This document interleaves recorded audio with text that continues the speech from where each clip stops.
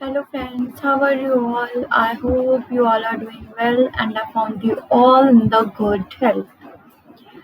So my topic for today is history of immunology and hematopoiesis.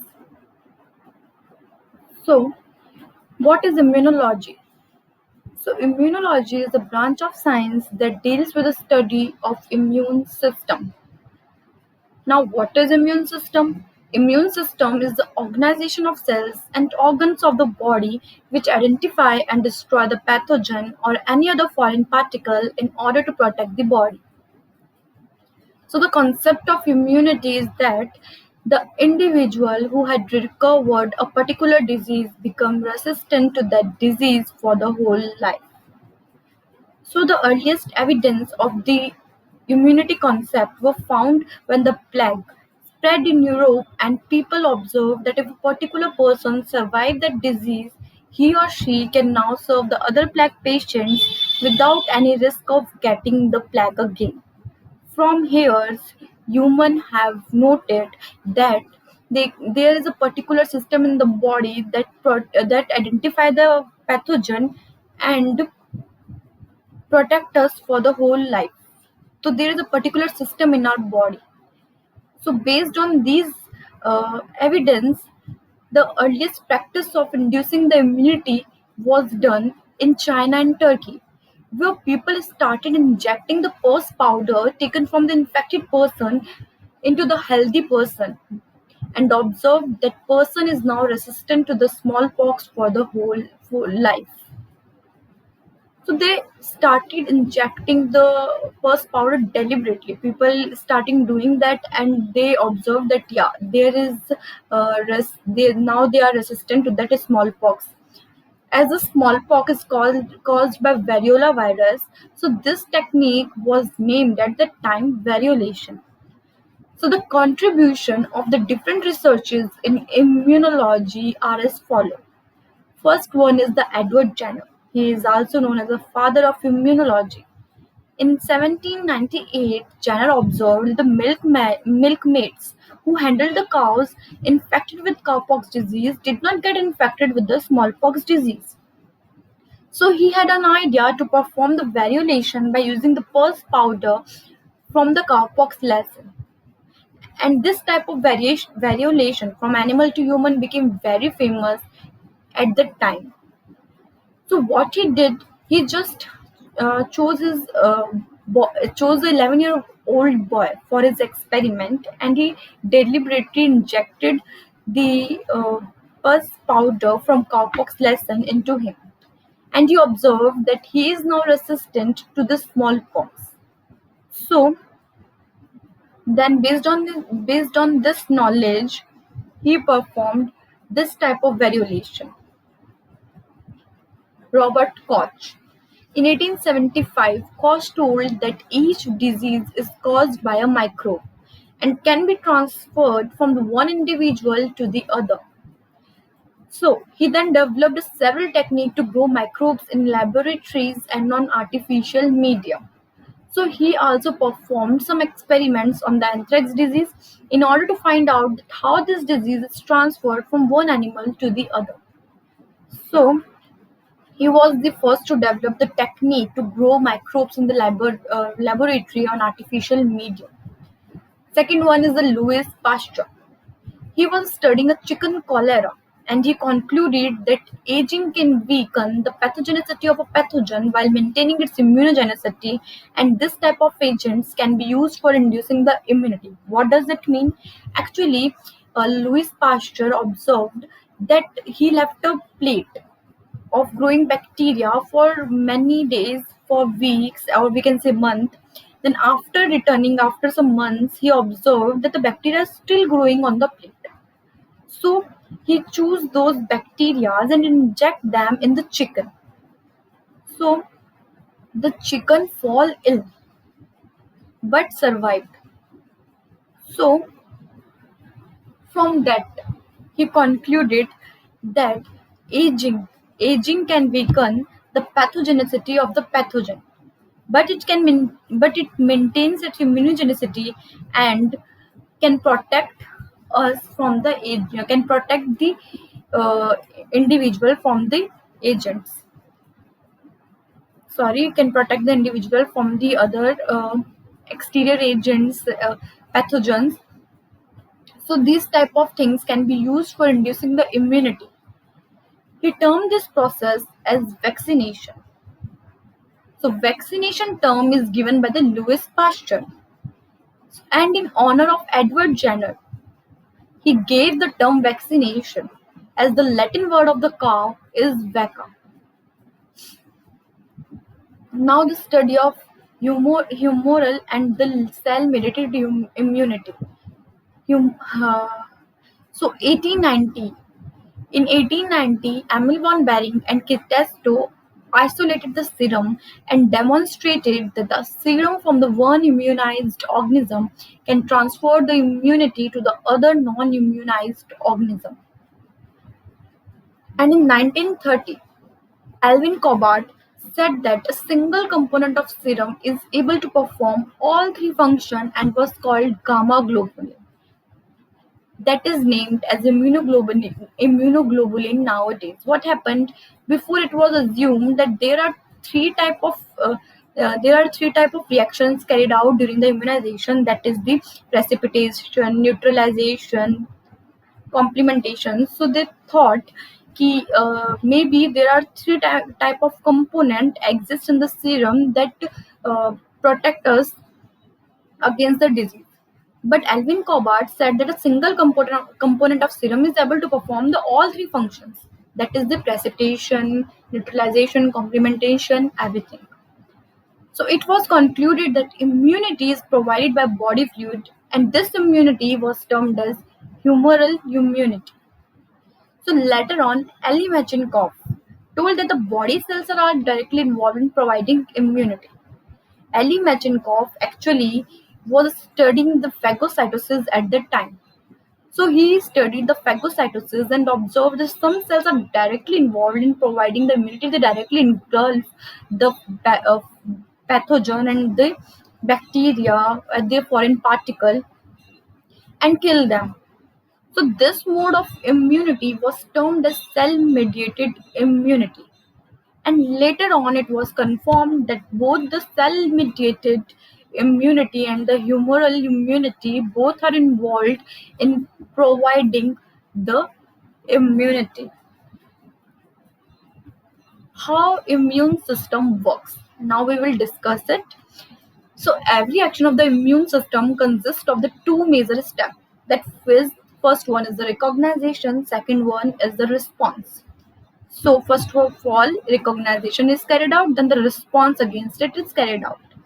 So working of immune system.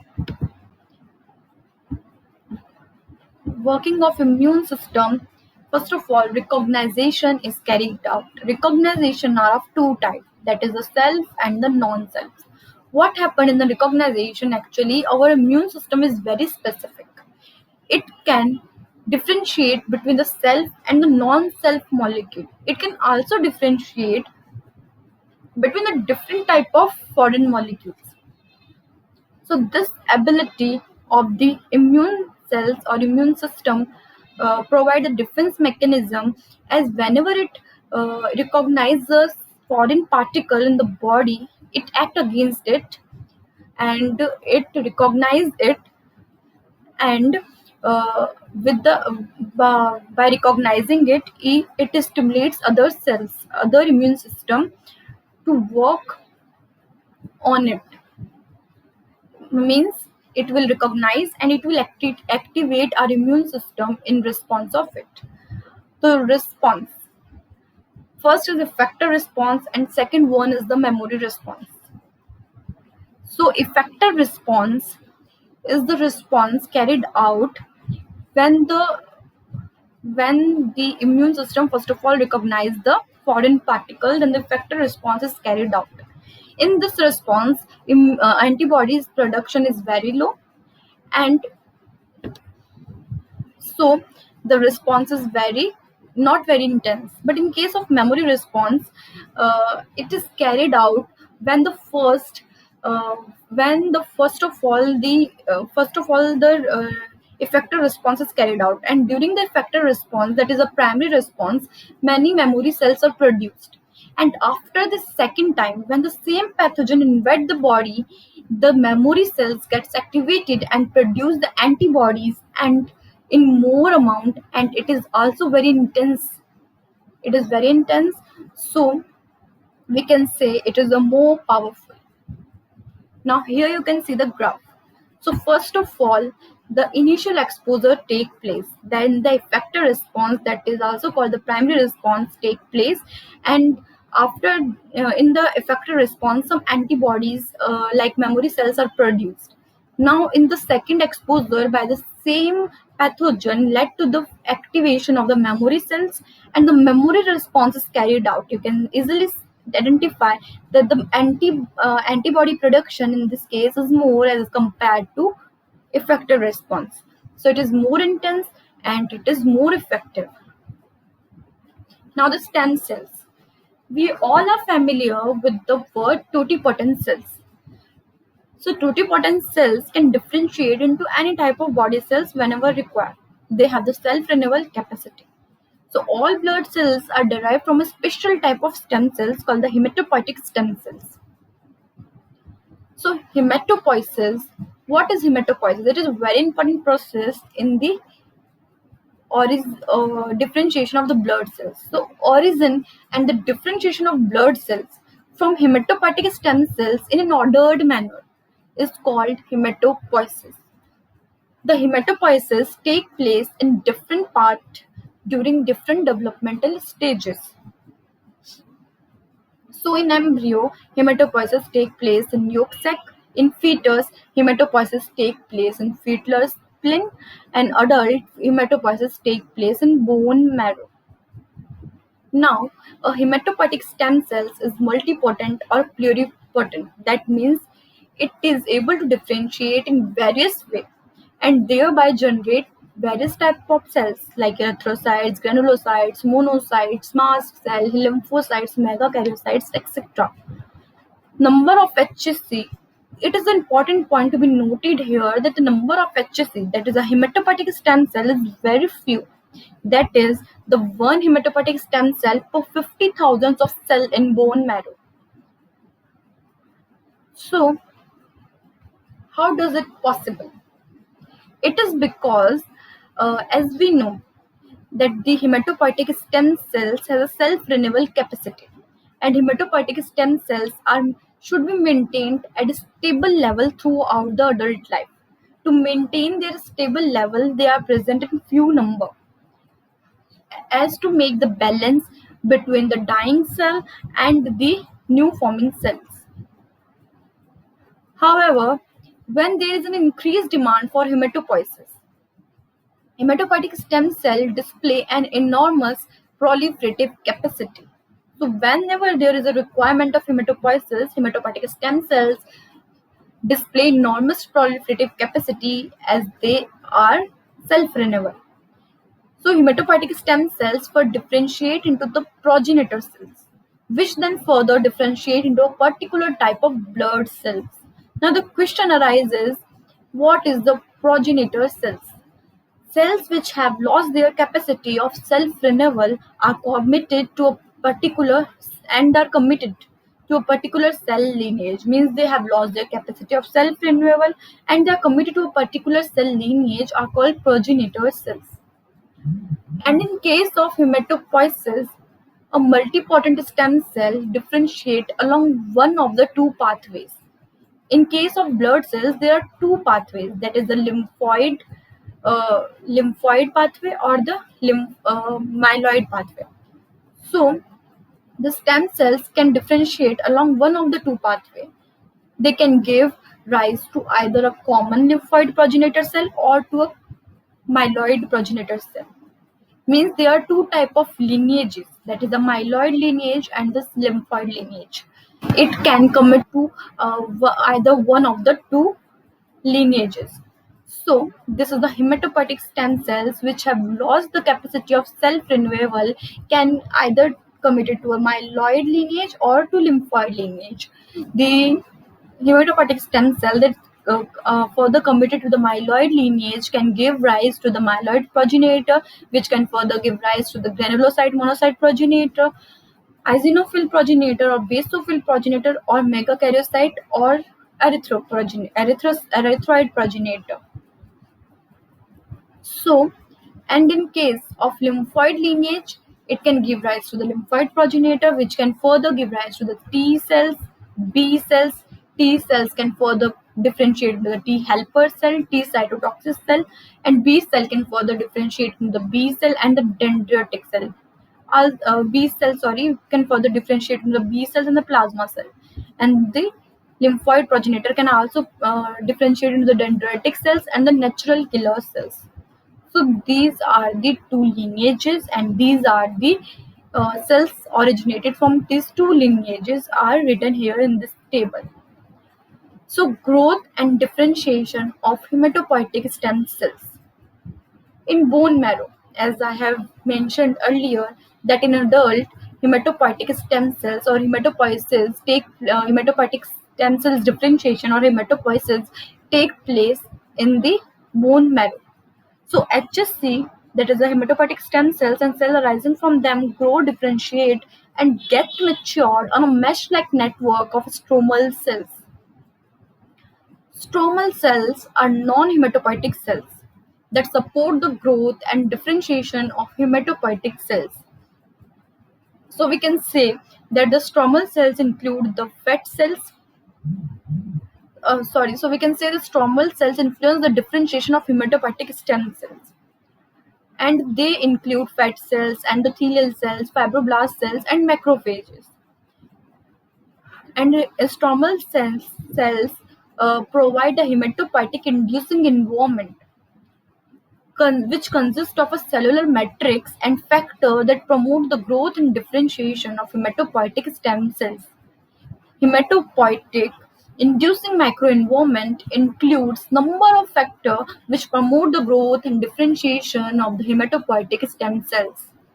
These growth factors include some of the cytokines like colony-stimulating factor or erythropoietin, that is the erythropoietin, which is involved in the differentiation of red blood cells, and colony-stimulating factor is also one of them that is responsible for the differentiation into the hematopoietic stem cells into one of the progenitor cells, and regulation of the hematopoiesis, which is also very important. Development and differentiation of hematopoietic stem cells in a particular type of blood cells require a proper order of number of growth factors that regulates the complete process. These factors include GATA1, GATA2, PU1, BM11, Icaros, and OCT2, etc. All these factors are transcriptional factors. So we can say that hematopoiesis is regulated at the genetic level. Some transcription factors essential for hematopoietic lineage is given in this table. The factors are given on the right hand side, and the dependent lineage. The lineage which is dependent on the factor for its differentiation is given on the right hand side. So GAT, for example, for erythroid lineage, for the differentiation of the red blood cells, progenitor in the red blood cells require the GATA1 factor, GATA2 factor, and PU1 for its maturation, differentiation into the red blood cells. We can analyze these tables for the different lineages. That is all about the hematopoiesis, and you all have now the idea about the immune system, immunity. I hope you all enjoyed this. These are the references which I have used. Thank you. You can suggest me some topics so that I can follow those. Thank you.